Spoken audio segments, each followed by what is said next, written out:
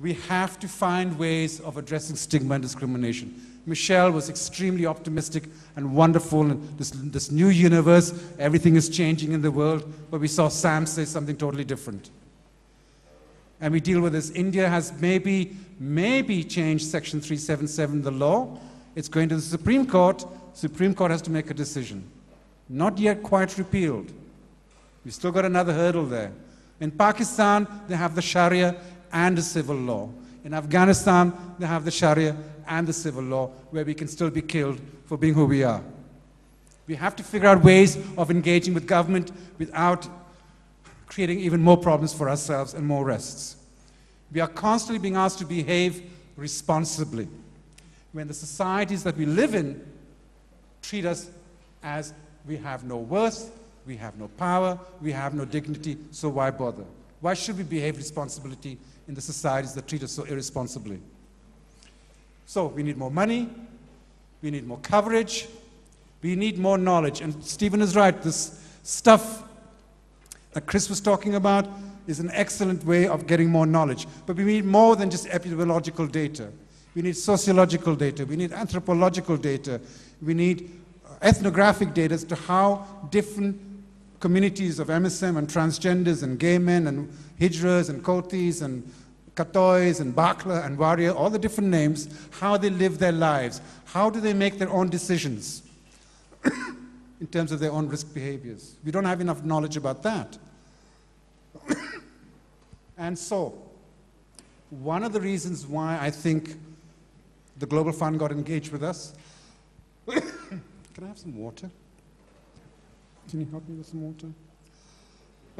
This humidity is killing me. You know, I lost my suitcase, so I had no clothes to wear. So I thought, should I come here without clothes on or what? But in this humidity, I think being naked is a much more sensible option.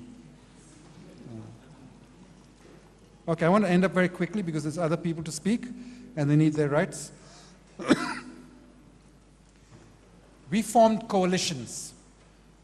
Coalitions with UNDP, with international NGOs, with our partners in different countries. We came together to work together, a very diverse network of partners. And that seemed to somehow work.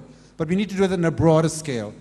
We need to engage with family and reproductive health programs, with women's rights, with lesbian and gay rights, with government rights, with every police rights.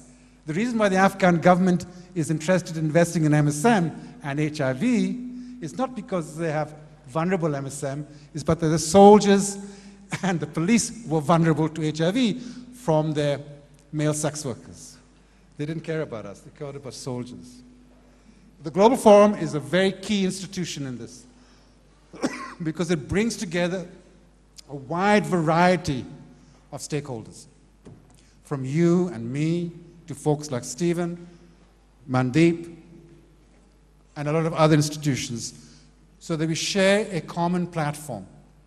And I seriously believe now, after 40 years of engagement, that we can no longer shout at each other over the wall. You know, ACT UP days in Paris and New York and London, where we chained ourselves to railings and all out of this. How many of you remember chaining yourself to these railings back in the 80s? 1. Oh God, we are old, no? 2. 4. Those days are over. It's the day of dialogue. It's the way of sharing and networking, building coalitions.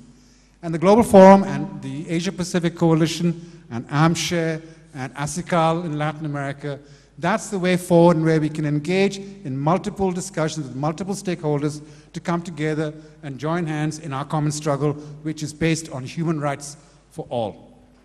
Not just MSM, gay men, transgenders, whatever, but for all. This is not a struggle that will end in a few years. You, as the next generation, carry that vision forward. It's up to you. I don't expect to live out the end of my days with that vision and that dream being true. But I'm hoping that you, as you end your next generation's days, that vision is true. I leave that dream with you. Thank you very much.